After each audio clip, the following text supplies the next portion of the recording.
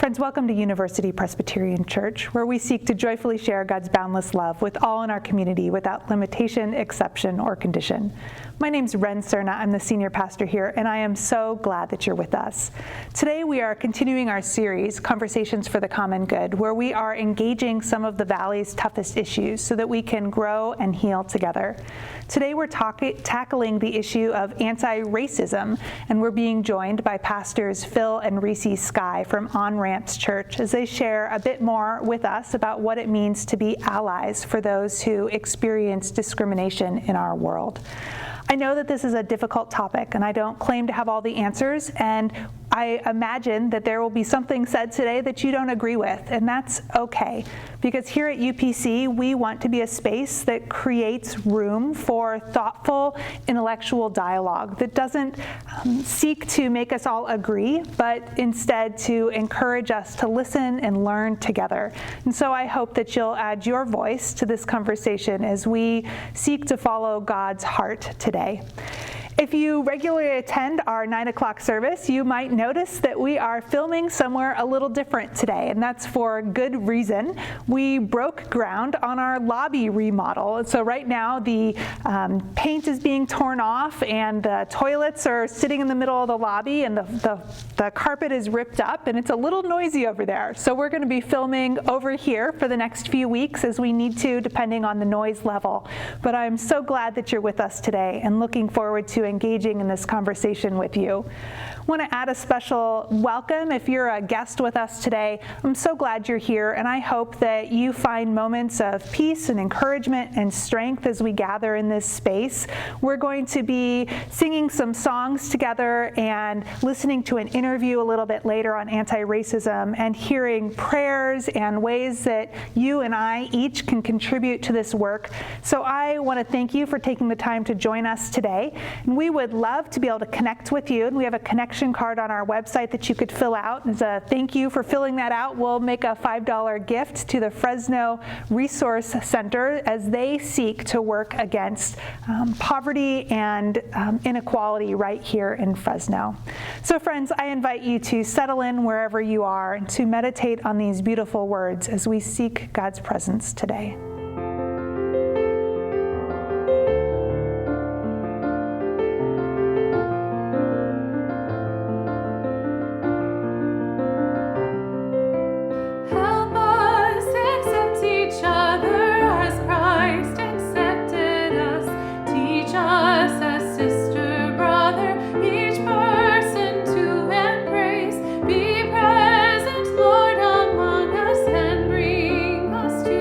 Believe.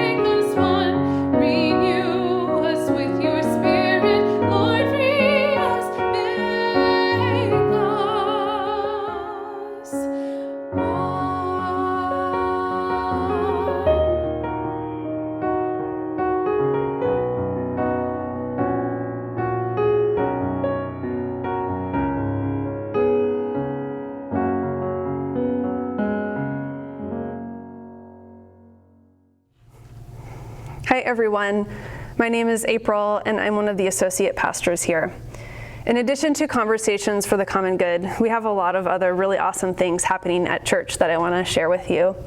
The first is a celebration. So next Sunday, we are celebrating the 10-year anniversary of working at this church and being at this church of Cactus, who is the director of worship and the arts here. So I'm really excited to get to celebrate his awesome work here and all that we enjoy about it.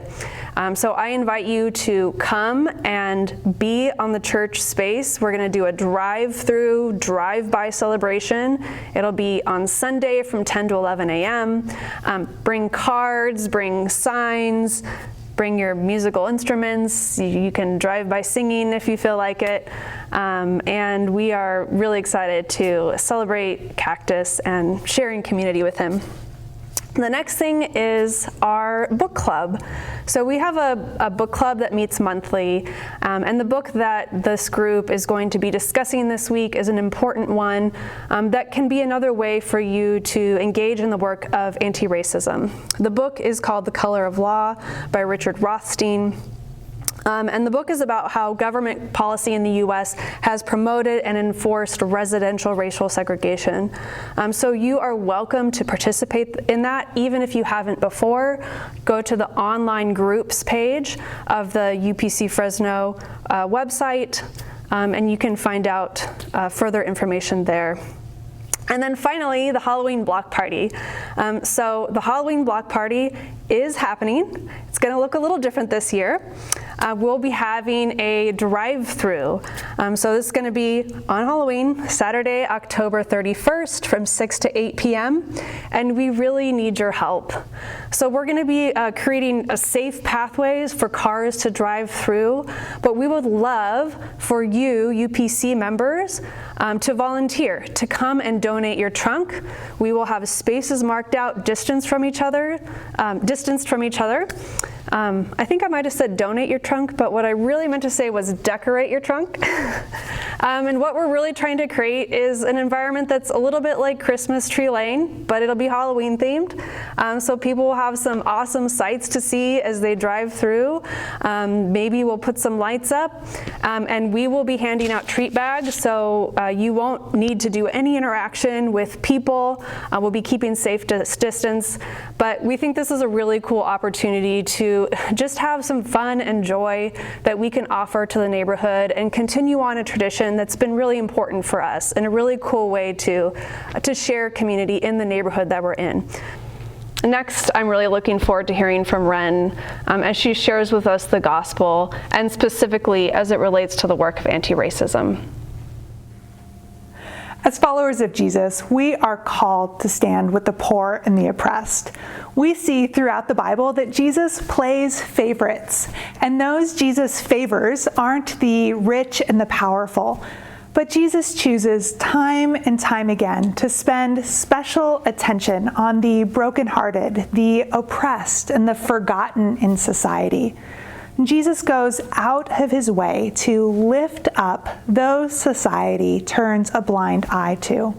There's this great story in the Bible where Jesus is talking about his love for the individual being so powerful that he leaves everybody else to go and care for and share boundless love with the one that's lost. Let me read this story to you. Jesus says, "Which of you, having 100 sheep and losing one of them, does not leave the 99 in the wilderness to go after the one that was lost until he finds it? And when he has found it, he lays it on his shoulders and rejoices. And when he comes home, he calls together his friends and neighbors, saying to them, 'Rejoice with me, for I have found my sheep that was lost.'" This story is such a poignant reminder that as God's people, when one of us hurts, all of us should hurt. And that as followers of Jesus, we are called to stand alongside of the one that's in pain, so that their inherent worth and value would be lifted up. Today we're talking about racism. It's a hard conversation to have, and I don't claim to have all the answers here. But I do know that God is calling us to add our voices to the cries of the oppressed and to stand for justice and love in our world. Today we're joined by Phil and Rici Skei to help guide us in this conversation. Phil and Rici are the pastors at On-Ramps Church in downtown Fresno and are community leaders and activists in the area of racial equality. They're going to be sharing with us a little bit what it means for us to be allies in this work of racial equality, and also taking a look at some of the barriers that keep churches from engaging in this important issue in the way that we should. So I invite you to watch. Well, Pastor Rici and Pastor Phil, thanks for joining us today. We're so glad to have you adding your voice to this. Thanks for having us. So can you share a little bit why racism feels like such a big deal right now? I'll let you start. Oh, I mean, it's always a big deal. True. It is at its core, it is the idea. It's the notion, the false notion that someone is superior and someone else is inferior based upon the pigmentation of their skin. Mm-hmm. And that idea being embraced by an individual or a society is, at its core is in direct opposition to any good theology we're going to carry about everyone being made in the Imago Dei, in the image of God. And so anytime that false notion, which is so destructive to a society and to the souls of people, that when that is being expressed, you see what it does. It begins to shake people. Because I think at our core, whether you're Christian or not, at our core, as a society, as a human race, we know that is not something that we should ever judge anyone by or judge ourselves by. And so it's one of those things that we go, that just is not right. Yeah. And I would even add that I think the reason why it is so prevalent right now is because of access. Like we see it, we feel it, we experience it. We're scrolling through social media and we're reading about it, and we're getting into arguments with people that we thought were friends about it. We're seeing it on the news. We're, the election, everything that's going on, we have access to it now. It's not that it just emerged. Racism has always been here. The foundation of this country, racism has been here. But now we see it even with our own eyes. And for those who have denied even racism for so long, it's in their faces now. And they have friends and family members who are deeply pained by the effects of racism. And they're saying, I probably shouldn't deny this anymore because of what I'm seeing, because of what I hear my brother or my sister experiencing. So that's, for me, I think that's part of the reason why this question matters, is not that it just emerged, just stepped on the scenes. No, we've got some Native American brothers and sisters who would say, no, we know what this is about too, from the foundation of this country. So yeah, it's amazing to me that it feels like an awakening. Yeah. That the harm and the numbers and the statistics haven't changed, but just we're so much more present to it and are willing to do something about it, which is wonderful. Yeah, willing to do something about it. That's the key. Yes. Are we willing to do something about it? Yeah. Absolutely. But the it is in question. Yeah. I mean, not everyone agrees on what the it is. So some people, think that the it is they'll commit to individual acts of racism, and they'll say, "Oh yeah, we got to do something about that." Yeah. And then others will say, "No, it goes beyond that. Right. We need to address systemic racism." And not everyone agrees on that. They go, "Oh no, I don't know if that's the it." And so that is the point of contention right now that you're hearing debated, nationally, is what is the it that we're actually addressing. And because no one disputes the statistics, the inequality, that's well documented. So the question is, how did we get here? how do we get from here to where we want to get, and what is causing this inequality, and that is the debate. Yeah. I've heard a term that's new to me in the last few months, this idea of being an anti-racist. What's the concept behind that, and why is that language so important? Yeah, well, racism in and of itself is about power. And so if I am committing to be an anti-racist, then I am committing to laying down my power. I'm committed to laying down my privilege. I'm committed to standing with and standing alongside those who are experiencing racism, whether systemic or individual. It's not enough to, you've heard this saying, I'm sure, it's not enough to not be racist, but we need to be anti-racist, where we are standing up with our words, with our deeds, with our actions. We're saying enough is enough, cut it out. Systems, individuals, whoever you are, wherever you are, we are not standing for this anymore. And whether that takes form by way of a protest, or by way of an email, or conversations that are being had, or book clubs that are happening, however that takes shape for certain people, like whatever their on-ramp is to being an anti-racist, it's all about the commitment of relinquishing power. So that my brother, my sister, who has for not just years, not just decades, but for generations, their people group has experienced deep pain and deep hurt, I don't want that to happen anymore. And so it's almost like this not on my watch type of stance. Not on my watch. I will fight for the freedom and for the equality and equity of my brother or of my sister. Not on my watch will another person be denied housing because of the color of their skin. Not on my watch will another person experience individual racism and called out of their name. Not on my watch. It's a not on my watch type of stance, and that's a dangerous stance. You're going to lose friends because you're an anti-racist now, because there are those who, I thought we thought the same way about those people. Yeah, no, not anymore. I've had an awakening. I realize that they are my brother, or they are my sister, and they were created in the image of God. And how dare I call myself a Christian? How dare I call myself a follower of Christ? And I deny the pain that they are in, and I don't have compassion and do something about it. So that, to me, is what an anti-racist is. Good. I love the idea of the not on my watch, because it feels so practical that there's something all of us can do in that, whether it is something like a book club and you're educating yourself, or it's something like hearing your friend's story that comes from a different perspective, or working towards education reform and those kinds of pieces. Right. Or even we have a friend who, she's a white woman, she lives in the neighborhood. She just the other day, she saw a black male driver pulled over by the police, and she simply waited. She didn't keep driving, she just waited.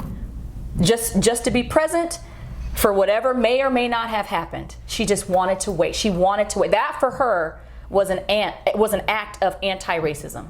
She wanted to wait with a black man who she knows by looking in his eyes that he was fearing for his life. Didn't do anything, just a minor traffic stop, but she wanted to wait with him. And so anti-racism looks like waiting with people. That's beautiful. Just being a present. That's really powerful to me. I mean, it's I think that really is a remarkable illustration of what anti-racism can look like, right? Which is, look, I mean, I'm just gonna, as my presence, my my disposition is that I am going to, wherever I am, ensure that racism is not happening in and around and in the places that I am. And so, whether it's on a street, in a restaurant, in a classroom, in a church, I mean, I'm just not gonna, I'm not accusing anybody of being racist in this moment, but I'm gonna make sure that there aren't any acts of racism. Right. And so I'll just be here. Right. Because that's part of my role. Right. Again, not on my watch. Yeah. There was another situation I just heard about last Thursday. An African American sister of ours who, she went out of town for work, and she wanted to eat outside at a restaurant, and so she was eating, and a large white man came over and invaded her space and told her, "Your people don't belong out here." And immediately there were two white women who overheard this and got in his face and said, you don't belong here. We don't act like that in our community. You need to leave. Wow. And so he left with his tail between his legs. But in that moment, those women said, not on my watch. Right? Not on my watch. And, you know, of course, our friend, she grabbed her food to go and went back to the hotel and cried herself to sleep, because it's 2020 and we're still having these conversations. We're still dealing with this stuff, you know, and the fact that he thought he had a right to get in her face, first of all, invading personal boundaries. That come on. And then telling her that your people don't belong here. And they decided to do something about it. Not on my watch. That's wonderful. Feels a lot like how the protests have been lately. People coming together and just saying, we're not going to stand for this anymore. And I know there's been a lot of talk about the protests, positive and negative, but wanting to be together in this moment seems really important. Yeah, absolutely. Yeah. Absolutely. So what makes this issue so difficult for the church to talk about? No pressure. I think one of the reasons why the issue of racism is so difficult for the church to talk about is because we want to believe that we are already all one in the Spirit. We want to believe that we are unified. We want to believe that this prayer that Jesus prays for us, that this hope that we should have, we want to believe that we've already gotten there and we haven't. And that's disappointing. Yeah. Well, we're not like that anymore. No, yeah, we still are. So that's all I'll say about that, is that we think we've already arrived and we haven't. And it's sad to admit failure. I mean, this is in anybody's life. It's sad to admit failure and to say, man, we haven't arrived. I want us to, but we haven't. And so I think that's one of the reasons why it's so hard for the church to just have conversations about racism and systemic injustice. I think also the verbiage that we use, the language that we use, is polarizing sometimes. You may not understand the term systemic injustice or systemic oppression, but if you read the Old Testament, you understand the verbiage of endless cruelty or ongoing cruelty or enduring cruelty. If you read any of the Old Testament and some of the things that the prophets stood up for and against, you would understand the endless cruelty part. But then here we are, we use the language systemic justice, injured, and that feels a little like, oh, I didn't do anything. Wait.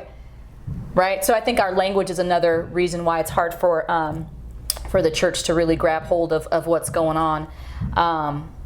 And if I could just be so bold as to say that I think another reason why the church has a hard time talking about racism is because in a lot of ways we've benefited from it. Yes. If we think about the foundation of this country, we think about the system of slavery, we think of, the church has, in a lot of ways, benefited from the fruit of slavery. And to admit, and benefited from the fruit of racism. And to admit that was wrong, that's hard. That's hard. That's a hard place to be. So yeah, we've benefited from it in a lot of ways. A lot of our structures, a lot of our values that we have now, where we meet, when we meet, we've benefited from it in a lot of ways. Yeah, it's really a challenging conversation for the church, and for the reasons that Pastor Rici just articulated. Pastor Rici is just referring to some of the history of the church, and one simple example would be the divide between the First Baptist churches and the Second Baptist churches, right? And how Second Baptist churches ever came about, because white folks in First Baptist Church wouldn't allow black folks to come and worship with them, and so what are you supposed to do if you're black and Christian, and you're in a community that is a Baptist community? Well, you got to start a church, and so that was all they had to do. That was all they had. So they started a church, but it couldn't be First Baptist because First Baptist already existed. So you became Second Baptist. And so this is all just part of our history. Yeah. It's part of the church's history. Yep. It's why the African Methodist Episcopal denomination exists, in the right? first place. I mean, it's it's all in our history, and I think that part of it is that when we talk about racism today, as we were talking about earlier, we are all, as a church, most Christian churches are going to say, look, racism is evil, it's bad, has no place in the church. But when all of the remnants, when there are remnants of racism in who we are today, that we really haven't talked about, and we haven't confronted, and we haven't really kind of dealt with, and we haven't reckoned with, it's hard then to go beyond the just sort of statement of racism's bad, racism's evil, racism has no place in the church.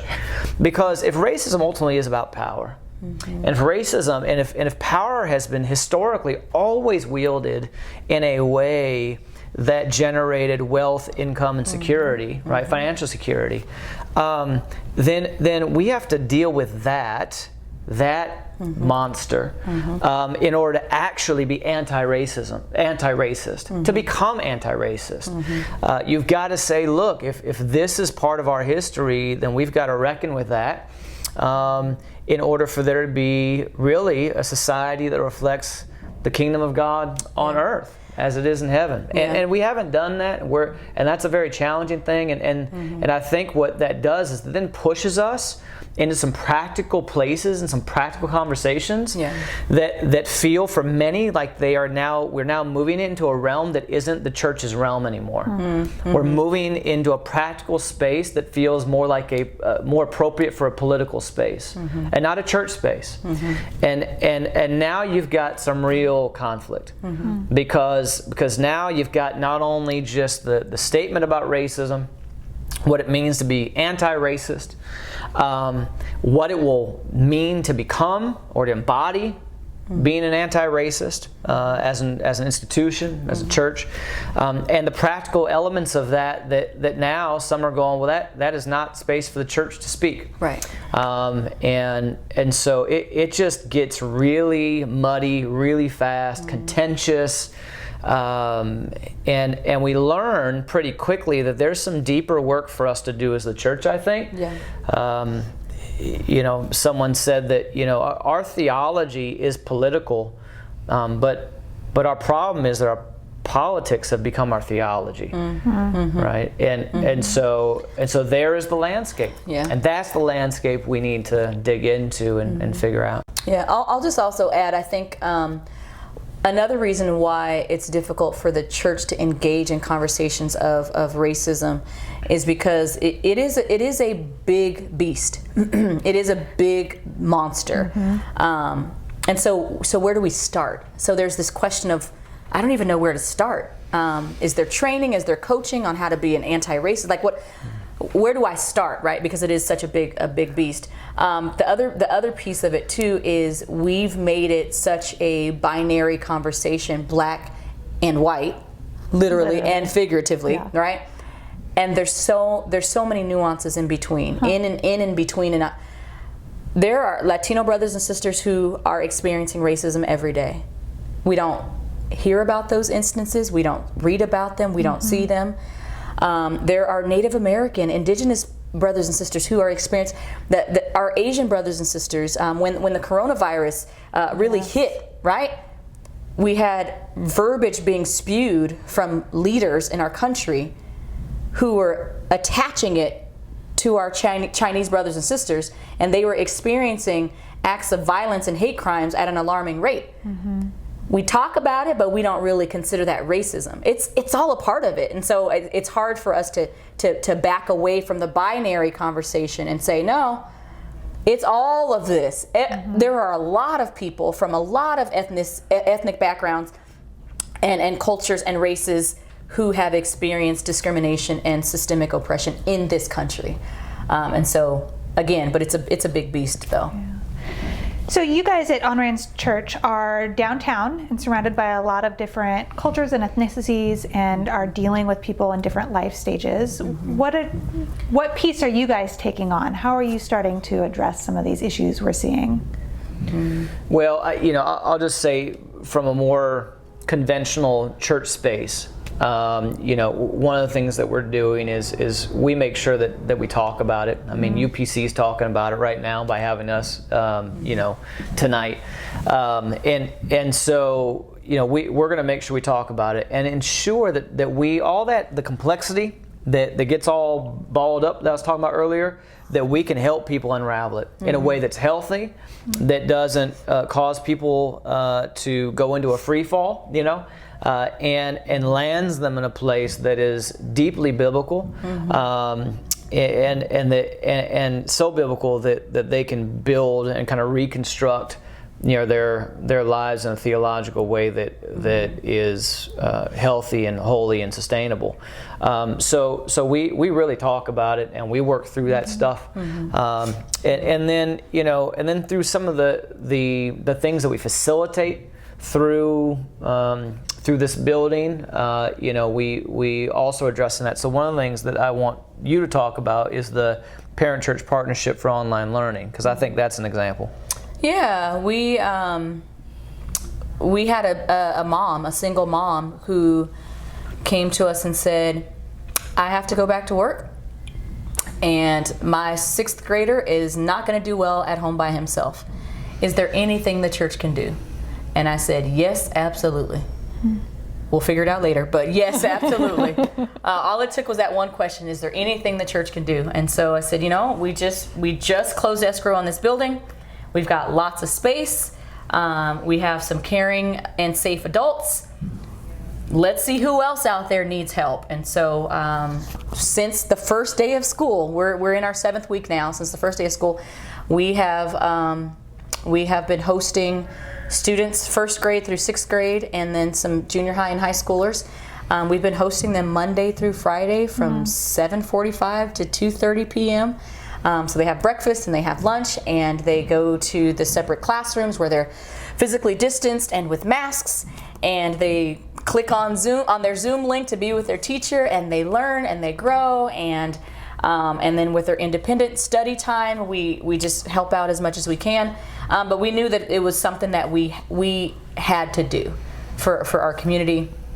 A lot of beautiful byproducts have come about because of our partnership now with the parents. But it's been a beautiful thing. It's been a beautiful thing to see these students flourish, knowing that if they were at home by themselves or having to watch baby brother or baby sister, that they probably would not have been engaged in their classwork with their teacher. So we're just doing our slice. We're just trying to do our slice. And so, some would say, that example, I think many would look at and they'd say, that was a great story. I haven't the faintest idea what that has to do with racism. You know what I mean? And so I think just to unpack that a little bit, I would say that the way in which we're seeking to be anti-racist in just that one example, is think about the picture, right? You have working parents. You have children that have now been thrust into an online learning environment because of a health pandemic that they didn't cause. They had nothing to do with that, and that created an educational crisis. Well, look at the educational system. All right, we know that in our educational system, right, that there is a gross disparity in just this one category. There are many, but just one in educational achievement, right? That's different than educational attainment. It's different than suspension expulsion rates. It's different. But just achievement between white students, brown students, and black students, and so now you have a child or children that in theory are going to be at home alone for an entire semester or longer, that will have to manage their own brand new learning environment all on their own. Can you imagine being 7 years old and sitting in a room, sitting in your dining room table by yourself 5 days a week while your parents are going to work so they can provide a roof over your house? Yeah. And you're supposed to thrive in that environment, right? Well, for our communities of color, what that inevitably is predictably going to lead to is exacerbating the achievement gap for our children who are in households that don't have the resources or the support systems in order to ensure that they will be able to sort of keep up during this unprecedented season. So we're just going to broaden the gap. And so we recognize that there's a gap, and in a system that is, I mean, it's producing that gap. This is the thing about systemic racism that people struggle with. In many ways, you'd say, well, who's responsible for that system? Or are you saying that superintendent's racist, right? No, it's not what we're saying. What we're saying is the system produces this outcome. And the outcome that this system produces consistently is one that that works for some students and doesn't work well for other students. Now, I'm not blaming the system. I'm just observing what it is. Right. The system consistently produces this outcome. So for a system then that is bought into this false notion that some students, it's okay. Some students can achieve more, and other students are just going to achieve a lot less. And when you divide it by race, you go, well, gosh, that picture is just as crystal clear as could be. Yeah. White students do way better in the system, and if you are brown or you are black, you do much worse in the system. Across the board, that's the picture. It's clear. Our districts acknowledge this. Right. And so you say, man, that system, whether it wants to or not, I'm not even going to get into that debate, right? Whether it intends to or not, right? I know the superintendents. They're good people. I don't believe they want that. Matter of fact, I know they don't want that. But the system is behaving in a way that has bought into this false notion that some students are worth more and some students are worth less. Some should achieve more and some won't achieve as much, and that's just going to be the way it is. And so to be anti-racist, to develop a partnership like this, it is to say, listen, we are not okay. What was the phrase you used earlier? Not on my watch, right? This system cannot continue to produce this outcome. No. And so to be anti-racist is to lean into it and say, we're going to use the tools, assets, skills, gifts, resources we have to do everything we can to close that gap, which in a wonderful community, in a great place where you have good leadership, that means that you get to partner with the leadership of the community who already are pursuing that path. They just haven't figured out how, and maybe they're just waiting for the church as part of the solution, and we're willing to be part of that solution. That's beautiful. Well, thank you so much for all you're doing to be good partners and to share your wisdom with us and to help us engage in this conversation. We're looking forward to having you guys join us for our live tonight. So if you guys have questions, we'd encourage you to leave them in the chat or submit them online. And thank you so much for all the good work you're doing. Thank you, Pastor. Thank you. Join me in prayer. Father, Son, and Holy Spirit, we have listened to the words from the gospel today and from other people who we share our Christian community with. And we acknowledge that as we hear your words and as we hear stories and challenges from others, we acknowledge and confess that we have not shown up in ways that we should have. We bring that confession to you, but we also invite you in this moment to teach us and transform us to go a different way. Show us how you are inviting us to participate in your work of justice, in your work of creating communities full of liberation and delight on this earth. We want to be part of that work. Form us into your people during this time. Now I invite you to join me in the prayer that Jesus taught us. Our Father, who art in heaven, hallowed be thy name. Thy kingdom come, thy will be done on earth as it is in heaven. Give us this day our daily bread, and forgive us our debts as we forgive our debtors. And lead us not into temptation, but deliver us from evil. For thine is the kingdom and the power and the glory forever and ever. Amen. This is a church committed to joyfully sharing God's boundless love And as one of the newest pastors on staff, honestly, I have been really impressed with and just received a lot of joy and encouragement myself with witnessing that commitment to service and giving in every way, in leadership and even in financial gifts. That's really a part of the heart of this church. One way that you have done that is through where the missions committee is committing to its next place of giving. This place is the West Fresno Family Resource Center. So this has come up a couple times in our Conversations for the Common Good series. But the West Fresno Family Resource Center does a lot of work, obviously in West Fresno. They have programs for youth. They do work in the area of health. But this is one way that your financial giving is able to continue to support the work of anti-racism. And so now is a time for offering. And if you are interested in participating in this kind of beautiful sharing and giving, I invite you to give. You can give online at upcfresno.org/give. And there'll also be a link that you'll see pop up in your comments at this time. With that, I invite you to enter into the space of song that will be coming up next.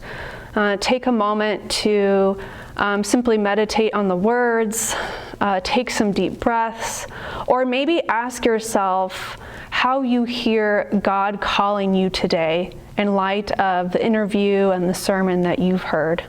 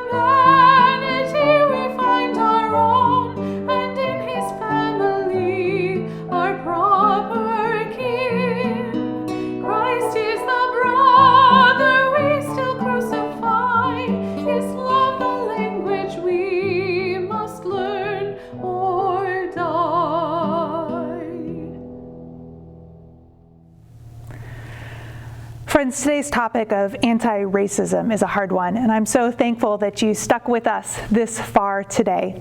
I hope you'll continue to add your voice to this conversation with our live tonight at 7 or with our discussion group on Wednesday evening. You can find more information about that on our website, but we would love to continue this conversation with you today. And as you go out this week to continue the work of reconciliation and healing, may the love of God strengthen you, the ways of Jesus convict you, and the love of the Holy Spirit carry you on.